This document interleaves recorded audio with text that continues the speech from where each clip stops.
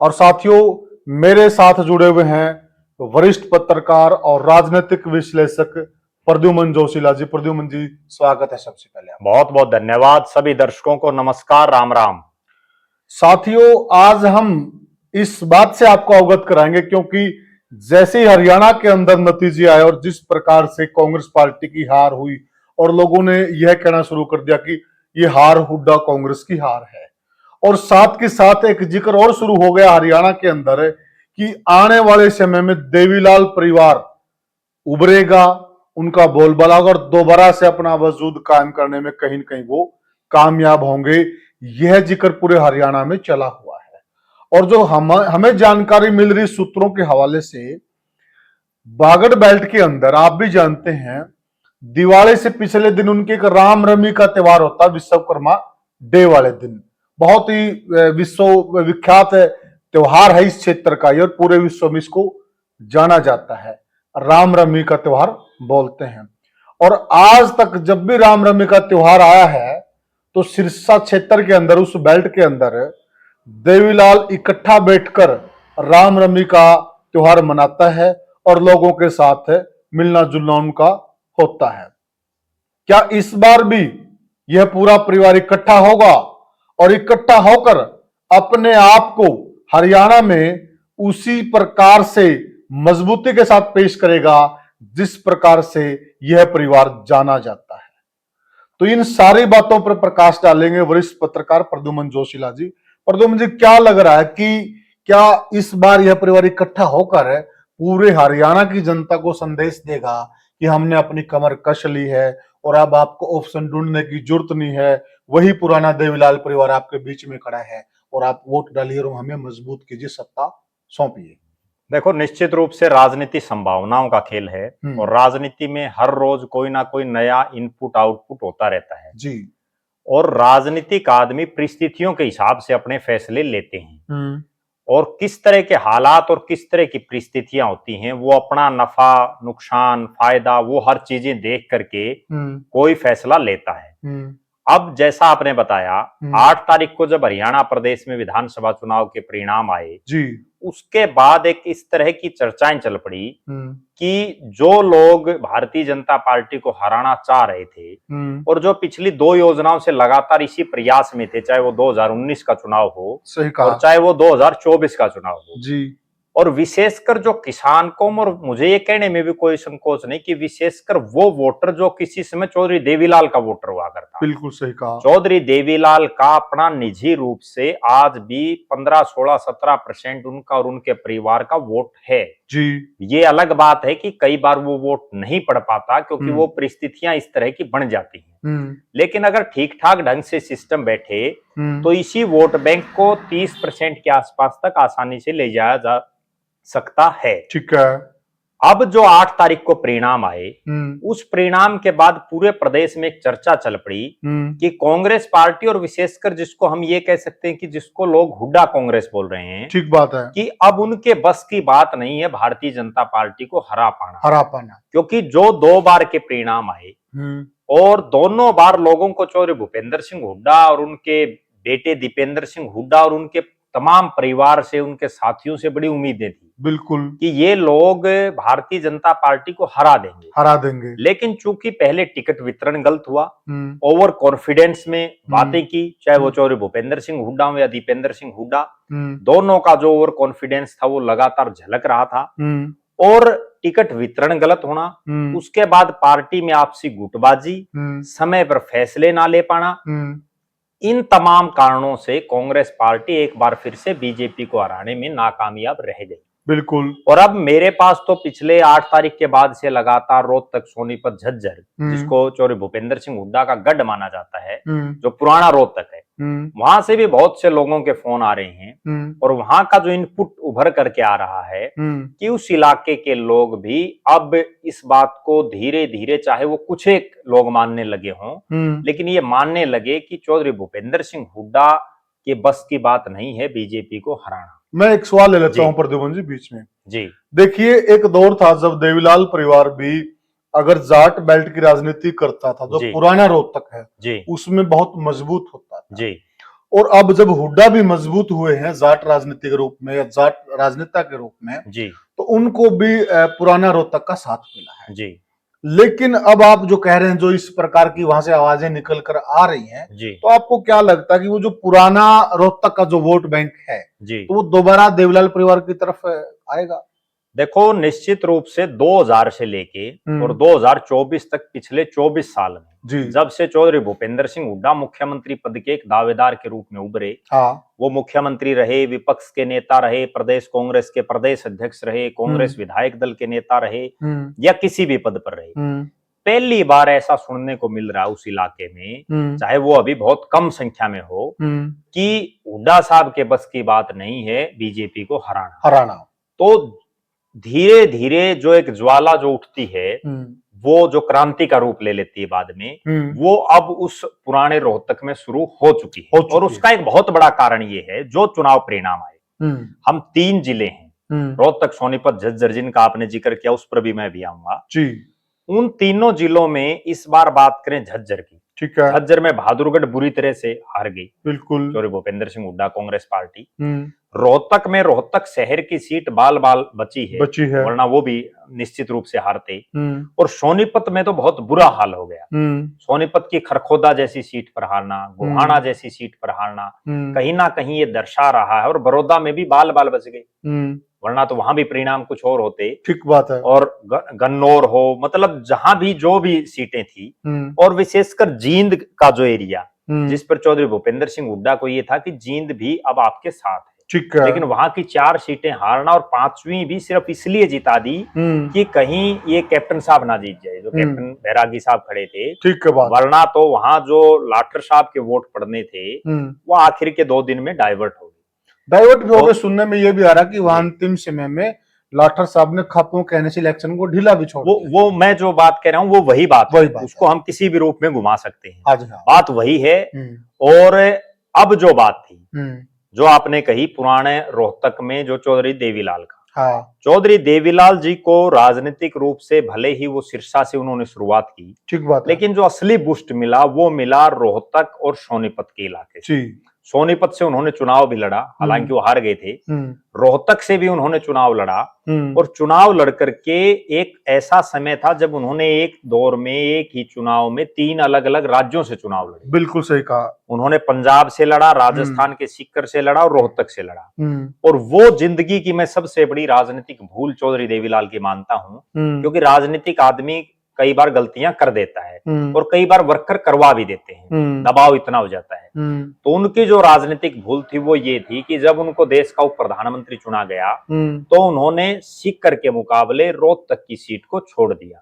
वहां फिर उपचुनाव हुआ और फिर महम का कांड हुआ वहां, और महम की वो धरती थी जिसने चौधरी देवीलाल, एक और बड़ी रोचक बात ये है कि जब 87 का दौर था तो उससे पहले चौधरी देवीलाल जो न्याय युद्ध शुरू किया उन्होंने, उससे पहले हार थक के अपने घर बैठ गए थे वो, और उनको ऐसा हो गया था कि अब राजनीति में दोबारा उभर पाना बड़ा टेढ़ा है। ठीक बात है। उसके बाद यही रोहतक की महम की वो धरती थी, यहाँ के वो लोग थे जो उनको सिरसा चौटाला से लाए और वहां से ला करके उन्होंने रोहतक से उनको जिताया और दोबारा से राजनीतिक रूप से उनको ना केवल जिंदा किया बल्कि हरियाणा में उनकी एक तरफा 85 सीटें आई, बिल्कुल, और देश के वो प्रधानमंत्री तक बने। तो निश्चित रूप से ये वो बेल्ट है रोहतक, सोनीपत, झज्जर की जिसका भी साथ दिया वो हमेशा खुल कर दिया। और मुझे ये कहने में भी कोई संकोच नहीं कि जब कोई जिस नेता का उन्होंने साथ दिया और वो कमजोर पड़ा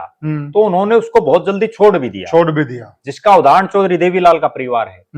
जब उनको ये लगा कि अब देवीलाल का परिवार दोबारा नहीं सर्वाइव कर पाएगा तो इसी रोहतक, सोनीपत, झज्जर ने उनको छोड़ दिया। और उसके बाद चौधरी देवीलाल को 3 बार चौधरी भूपेंद्र सिंह हुड्डा ने हराया। तो कहीं ना कहीं अब भी यही हालात है कि अगर हुड्डा साहब सर्वाइव नहीं कर पाए तो आप देख लेना, और अगली बार जो गढ़ी सांपला किलोई, जहां वो एक तरफा वोट मांगने की भी उनको जरूरत नहीं पड़ रही, वहां से बड़ी क्लोज फाइट और वो हार भी सकते हैं, कोई बड़ी बात नहीं है। जितना मुश्किल हो जाएगा, जिस प्रकार से चौधरी बीरेंद्र सिंह को ये घमंड था कि मैं नहीं हार सकता जी, और बहुत बुरी हार होगी। बुरी, देखो निश्चित राजनीति में कभी भी कोई भी हार सकता है। ये तो छोटे मोटे नेता हैं, इनके मुकाबले बहुत बड़े बड़े जो नेता हैं, बिल्कुल, जब राहुल गांधी जैसा नेता अमेठी से चुनाव हार सकता है, जब चौधरी बंसीलाल भिवानी से चुनाव हार सकते हैं, चौधरी देवीलाल ने इतने चुनाव हारे हैं, और ज्यादा दूर क्यों जाओ, कैप्टन इंदर सिंह ने भी तो चौधरी भूपेंद्र सिंह हुड्डा को हराया था। एक मुगालता हो गया है प्रद्युमन भाई कांग्रेस को जी, क्योंकि जो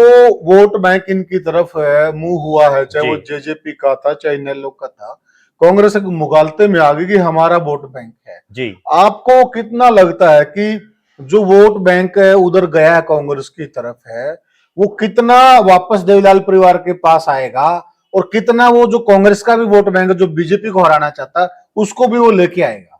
देखो मेरा ऐसा मानना है कि अगर चौधरी देवीलाल का परिवार इकट्ठा हो जाता है, क्योंकि असली कहानी और असली जो बीमारी की जड़ है वो ये है कि आप एक चीज समझिए, जब 2013 में चौधरी ओम प्रकाश चौटाला और अजय सिंह चौटाला को जेल हो गई थी, उसके बाद ऐसा लग रहा था कि पार्टी टूट जाएगी, पार्टी खत्म हो जाएगी। उसके बावजूद अभय सिंह चौटाला ने खूब मेहनत करके पार्टी को दोबारा से जिंदा किया, और उसमें एक बहुत बड़ा रोल जो अजय सिंह चौटाला के साथी थे उनका भी एक बहुत बड़ा रोल रहा। अजय सिंह चौटाला ने राय मलिकपुर पड़ता है नांगल चौधरी में, जो हरियाणा का आखिरी गांव है, राजस्थान के साथ लगता, बिल्कुल लास्ट गांव है बॉर्डर पर, और वहां से और चंडीगढ़ तक एक पैदल यात्रा की थी। किसी नेता में इतना दम नहीं है कि वो मतलब इतना वेट होने के बावजूद, क्योंकि वो तो वैसे भी शरीर के बड़े भारी हैं, और उन्होंने बड़ी यात्रा की थी। तब बीजेपी और इनेलो का समझौता था, बीजेपी का हरियाणा में इतना ज्यादा वजूद भी नहीं था उस दौर में, और उसी का ये परिणाम था कि इनेलो फिर से सर्वाइव कर गई। अब लोगों की नजरें इस बात पर हैं कि ये परिवार इकट्ठा होता है या नहीं। एक बड़ी गजब और रोचक बात बताऊं मैं, इस चुनाव में भी जो हश्र चौधरी देवीलाल के परिवार का हुआ, पिछली बार उनके परिवार से चौधरी देवीलाल के जो वंशज हैं वो 4 विधानसभा में थे, जबकि जो अमित सिहाग वो भी उनके परिवार से ही हैं, तो कुल मिलाकर के 5 हरियाणा की विधानसभा में बैठे थे चौटाला परिवार से।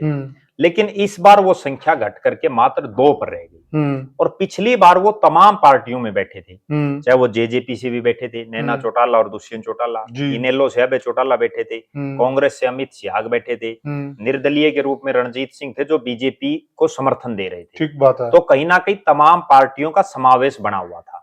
इस बार केवल 2 जीते, और दोनों ही इंडियन नेशनल लोकदल के चुनाव चिन्ह पर जीते।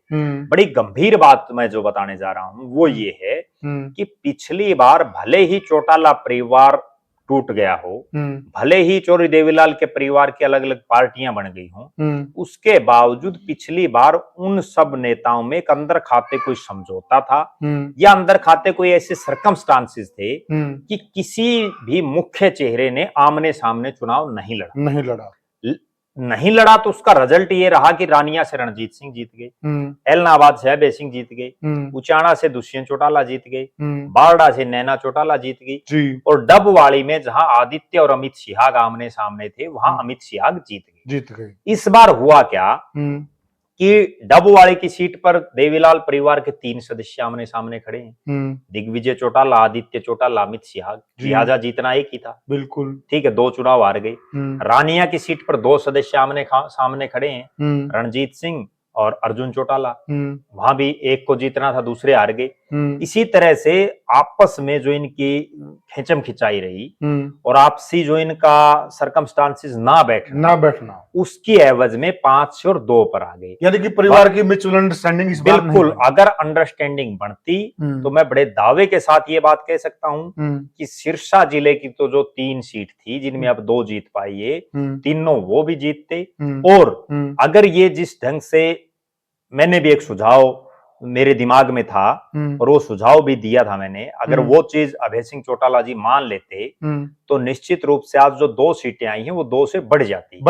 मैंने उनको एक सुझाव ये दिया था कि हालात और परिस्थितियां ऐसी हैं कि बाडड़ा विधानसभा क्षेत्र ऐसा है जो किसान कौम और जाट बाहुल्य हल्का है। ठीक बात है। अगर आपको प्रदेश का नेता बनना है, अगर आपको प्रदेश में अपनी राजनीति चमकानी है और कुछ करके दिखाना है, क्योंकि नैना चौटाला का वहां 5 साल का कार्यकाल लगभग फेलियर रहा, वो कोई बहुत लंबा चौड़ा कुछ नहीं कर पाई सरकार में होने के बावजूद। आप बारडा से लड़ो, अगर वो बारडा से चुनाव लड़ते तो निश्चित रूप से परिणाम कुछ और ही होते बिल्कुल सही। लेकिन समस्या ये है कि वो जो जिगरा है वो जिगरा कई बार नेता नहीं ला पाते जिसकी जरूरत होती है। अगर जो कि ये पारिवारिक चीज के लिए जाना जाता नहीं जाना जाता है लेकिन कई बार फैसले नहीं ले पाते। अब जैसे दुष्यंत चौटाला ने उचाना से चुनाव लड़ा, उनको उचाना के अलावा एक विधानसभा क्षेत्र से और लड़ना चाहिए था ताकि एक मैसेज आता। लेकिन कई बार राजनीति में क्या है कि फैसले नहीं लिए जाते और कई बार फैसले लिए हुए भी गलत पड़ जाते। सिर्फ आपसी मिसअंडरस्टैंडिंग की वजह से चौधरी देवीलाल का परिवार 5 से 2 सीटों पर आ गया, वरना इतना निश्चित था कि इस बार भी 5 के आसपास दोबारा से देवीलाल परिवार के सदस्य जीत सकते थे। हालात ऐसी थी, अगर ये इकट्ठे सिर्फ बेशक पार्टियां अलग अलग होती, एक एक हल्के से चुनाव लड़ते, आमने सामने ना लड़ते तो परिणाम निश्चित तौर पर बेहतर होता। तो प्रद्युमन भाई क्या लगता है, अंतिम बात पे आते हैं जो दर्शक भी जानना चाहते हैं कि क्या देवीलाल परिवार अपने आप इकट्ठा हो सकता है या कोई बीच की खापे हैं या कोई सामाजिक संगठन है या जो बीच के लोग हैं, कई बार परिवार के लोग रिश्तेदार होते हैं, तो वो लोग पहल करके एक शुरुआत करें, क्योंकि कई बार एक अड़ाई हो जाती है कि शुरुआत मैं नहीं करूंगा। तो आपको क्या लगता है क्या होना चाहिए?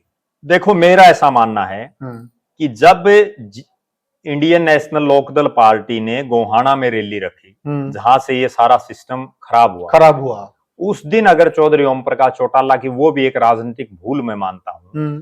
जब मंच पर चौटाला साहब बैठे थे, अभय सिंह चौटाला जी बैठे थे और उस समय कुछ जो युवा जोशीले जो युवा थे उन्होंने दुष्यंत चौटाला भावी सीएम आया या सीएम के इस तरह से नारे लगाए और उस दिन मेरा ऐसा मानना है कि अगर चौधरी ओम प्रकाश चौटाला जी अपने विवेक से, क्योंकि वो बहुत ज्यादा राजनीतिक चातुर्य जिनको हम कहते हैं, बहुत ज्यादा कौशल है उनका, अगर एक फैसला ले देते और वो सिर्फ एक बात बोल देते कि आप 46 विधायक जिताओ बेटो और जो आप चाहते हो वो फैसला मैं करूंगा, ठीक बात है, सिर्फ इतना बोलना था, उसी दिन इंडियन नेशनल लोकदल की सरकार बनने के चांसेस हरियाणा प्रदेश में कई गुना ज्यादा बढ़ जाते।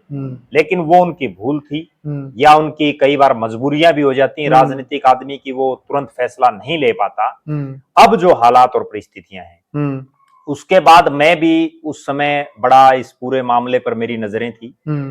चौधरी देवीलाल के परिवार का पूरे भारत में अगर सबसे नजदीकी कोई परिवार है तो वो है स्वर्गीय सरदार प्रकाश सिंह बादल जी का परिवार। बिल्कुल सही कहा। बादल साहब और जो चौधरी देवीलाल जी वो पगड़ी बदल भाई हैं और लगातार हर सुख दुख में हर परिस्थिति में एक साथ खड़े रहते हैं।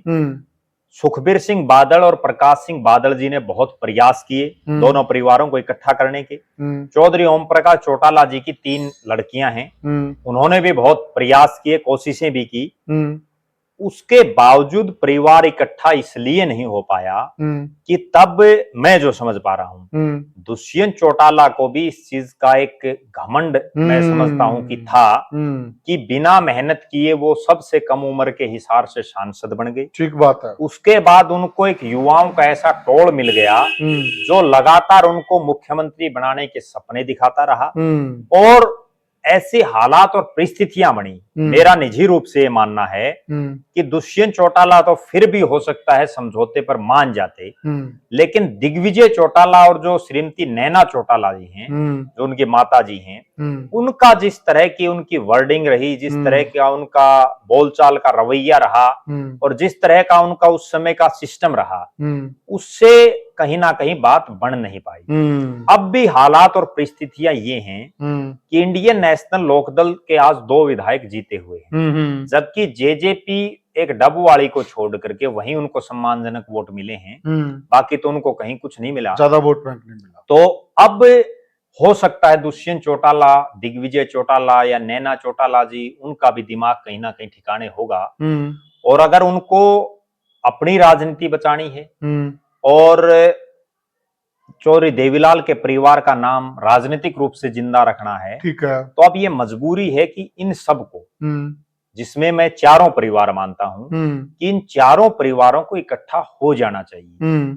और मेरा निजी रूप से भी ये मानना है कि भले ही चौधरी ओम प्रकाश चौटाला इंडियन नेशनल लोकदल के राष्ट्रीय अध्यक्ष हैं, लेकिन वो सक्रिय राजनीति से पूरी तरह से दूर हैं। ठीक बात क्योंकि है। वो अक्सर बीमार रहते हैं और उम्र भी अब उनकी 90-91 साल के हो गए, तो अब उस लिहाज पर नहीं है। अब इस परिवार में जो सबसे बड़े चेहरे बचे हैं वो चौधरी रणजीत सिंह को मैं समझ रहा हूँ, क्योंकि वो पहले चौधरी देवीलाल की सरकार में मंत्री रहे, चौधरी ओम प्रकाश चौटाला की सरकार में मंत्री रहे, मनोहर लाल जी की सरकार में मंत्री रहे, नायब सिंह सैनी की सरकार में मंत्री रहे और चौधरी भूपेंद्र सिंह हुड्डा की सरकार में भी वो प्लानिंग कमीशन के डिप्टी चेयरमैन रहे। तो निश्चित राज्यसभा के सदस्य भी रहे। निश्चित रूप से उनका जो अनुभव है और पूरे हरियाणा प्रदेश में जो उनका एक नाम है, उनको आगे लेकर के कहीं ना कहीं ये परिवार इकट्ठा हो सकता है, क्योंकि आखिरी जो लड़ाई है वो मुख्यमंत्री के पद को लेकर के होनी है। और एक तरफ अभय सिंह चौटाला है और दूसरी तरफ दुष्यंत चौटाला आगे हैं। तो बीच का रास्ता सिर्फ मैं दो ही विकल्प समझ पा रहा हूं कि बीच का रास्ता दो ही विकल्पों में बन सकता है। या तो परिवार सामूहिक रूप से चौधरी रणजीत सिंह को आगे करे, ठीक है, या दूसरा विकल्प मैं जो समझ पा रहा हूं वो ये है कि सामूहिक नेतृत्व में चुनाव लड़े। जब 46 विधायक आ जाएं तब आगे मुख्यमंत्री की बात हो कि मुख्यमंत्री कौन बने, विधायकों से रायशुमारी जी। उसके बाद एक अगली बात है वो ये है कि अब इस परिवार में एक नया जो युवा आदित्य देवीलाल, जिसको इंडियन नेशनल लोकदल विधायक दल का नेता भी बना गया, उनमें भी एक नेतृत्व के गुण दिखाई दे रहे हैं। अगर ये परिवार रणजीत सिंह और आदित्य देवीलाल इन दोनों को आगे करके चुनाव लड़े तो निश्चित रूप से परिणाम सुखद भी हो सकते हैं। हाँ, ये कहते हुए मुझे कोई संकोच नहीं कि दुष्यंत चौटाला और दिग्विजय चौटाला जैसी मेहनत ऑन ग्राउंड कोई आदमी नहीं कर सकता। दुष्यंत चौटाला ने विपक्ष का सांसद रहते हुए, भले ही वो फरीफराटे में सांसद बन गए, पहले ही दौर में बन गए, लेकिन उसके बावजूद उन्होंने 5 साल लगातार रोड पर संघर्ष किया और उसी का ये परिणाम रहा कि जेजेपी की 10 सीटें आई। और एक बात और मैं कह सकता हूं कि चौधरी देवीलाल का परिवार वास्तव में फाइटर परिवार है। चौधरी देवीलाल का परिवार सड़क पर संघर्ष करना जानता है और विपक्ष की राजनीति को बखूबी कर सकता है। अब वो दौर है और वो समय है।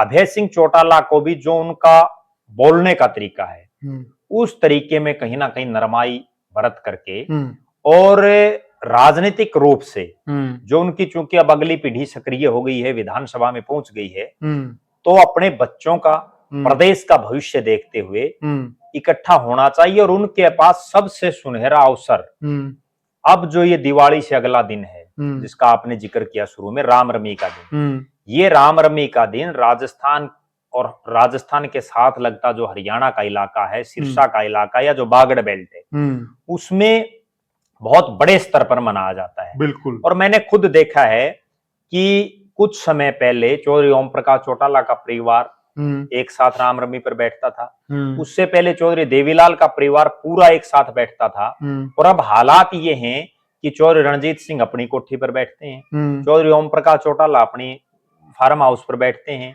दुष्यंत चौटाला, अजय सिंह चौटाला अपनी कोठी पर बैठते हैं, आदित्य देवीलाल अपनी कोठी पर बैठते हैं। तो कहीं ना कहीं ये जो अभी दिवाली से अगला दिन है, विश्वकर्मा डे जिसको हम वैसे बोलते हैं और वैसे रामनवमी का दिन है, उस दिन अगर ये चौधरी देवीलाल का परिवार एक साथ इकट्ठा होकर के चौधरी ओम प्रकाश चौटाला जी से लेकर के और जो छोटे से छोटे सदस्य हैं सब एक साथ बैठें, तो अगले दिन आप देख लेना, अगले दिन भी नहीं उसी दिन देख लेना, हरियाणा प्रदेश में बदलाव की एक नई बयार शुरू हो जाएगी। और जिसको हम ये मानते हैं कि आज चौधरी देवीलाल का परिवार चूक चुका है और वो लाइन से बाहर है, वो एक बार फिर से ना केवल लाइन में आ सकता है बल्कि 2029 का जब विधानसभा का चुनाव आएगा तो हो सकता है परिणाम एक बार फिर से जैसे 2000 के चुनाव में आए उसी तरह से चौधरी देवीलाल के परिवार के पक्ष में आ जाएं। लेकिन उसके लिए अब जो ये दिवाली से अगला दिन है, रामनवमी का दिन, इस दिन इस पूरे परिवार को एक साथ इकट्ठा बैठना होगा जी, और प्रदेश को एक संदेश देना होगा जी। तो साथियों, जैसा कि प्रद्युमन भाई ने बताया कि इस परिवार को अगर हरियाणा के अंदर एक बार से फिर सत्ता में काबिज होना है और जो इनका एक परचम पूरे हरियाणा प्रदेश के अंदर लहराता था, वही बयार एक बार हरियाणा में इन्होंने बहानी है। तो कहीं न कहीं अपने अहम का त्याग कर कर सभी परिवार को इकट्ठा होकर रामरमी के दिन अगर ये इकट्ठे बैठकर रामरमी लेते हैं तो मेरे हिसाब से इनका राम राज्य उसी दिन से स्टार्ट हो जाएगा, इसमें कोई दो राय नहीं। आप क्या कहते हैं, आपकी क्या राय है साथियों, हमें कमेंट सेक्शन में जरूर बताइएगा और वीडियो को ज्यादा से ज्यादा शेयर कीजिएगा, चैनल को सब्सक्राइब कीजिएगा, लाइक कीजिएगा। तो साथियों अब आपसे लेते हैं विदा, राम राम।